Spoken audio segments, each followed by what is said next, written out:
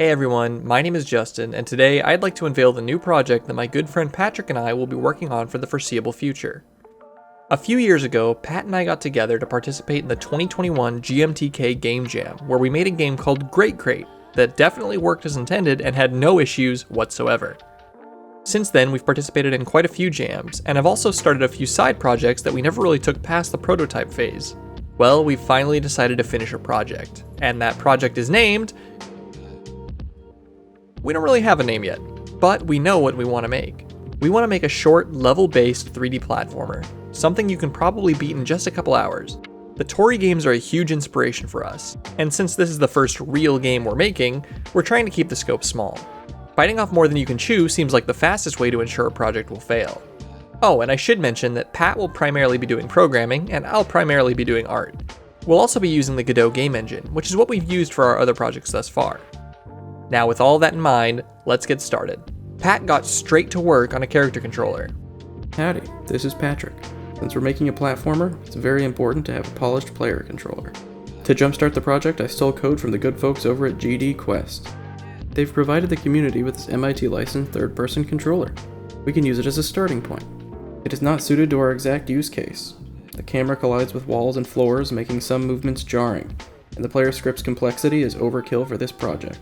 It does, however, get us started prototyping. I plan to refactor the player controller before the project gets too complex.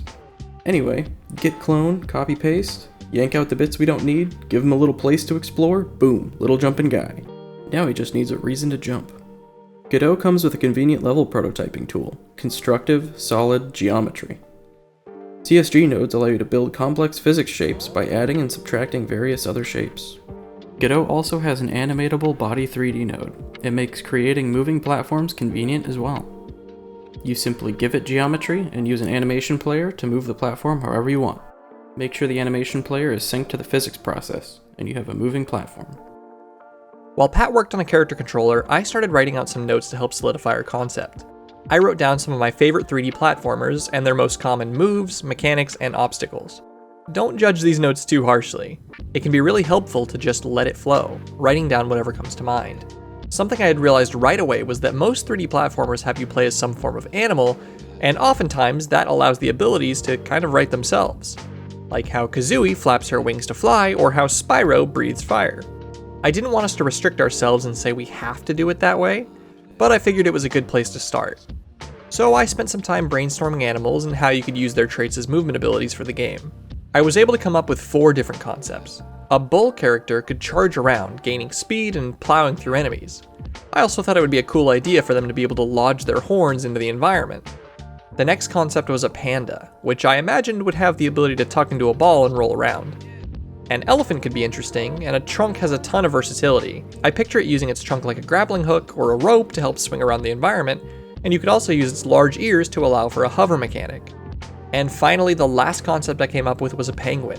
Of course, with a penguin, the first thing you think of for movement is sliding around on the ice, and we ended up really liking this idea. It also helps with the emphasis being on speed, and having a dash in the air has always felt great in these types of games. After sending these notes to Pat, we ended up deciding to go for a penguin. Now, for the design, most of the time these characters have something that makes them a little more unique. Banjo wears shorts and a backpack, Conker has his little jacket, DK has his tie, and so I knew we'd need something like that. So I drew up a few amazing concepts, and at this point we're going to try to go with the scarf, I think. This might change in the future though. Maybe he could wear something different based on the environment. So I went straight to work and started 3D modeling. For this base model, I'm using a software called Blockbench, but as you'll see in the future, I spend quite a bit of time using Blender as well. While I spend some time working on that, let's take a look and see how Pat's doing. After settling on the penguin, I used CSG nodes to throw together some programmer art for the player character. It really makes you feel like a penguin. Having a better idea of the size and shape of the player allowed me to start prototyping the slide mechanic, which just plays an animation to pop the player up into the air and onto their front. It also makes the player turn slower, but they move faster. Combined with some basic level design and some collectibles using a model from our last game jam, I think we have a great starting point. Next, we will need to work on scoping the project and polishing the mechanics. With this devlog series, I'd really like to show not only the successes, but the missteps. In the grand scheme of things, we're very new to game development, so we're bound to make some mistakes. But hopefully this series will inspire someone to get started on their game dev journey, and we can all make some mistakes together. Thank you all so much for watching, and if you want to see future episodes, feel free to subscribe.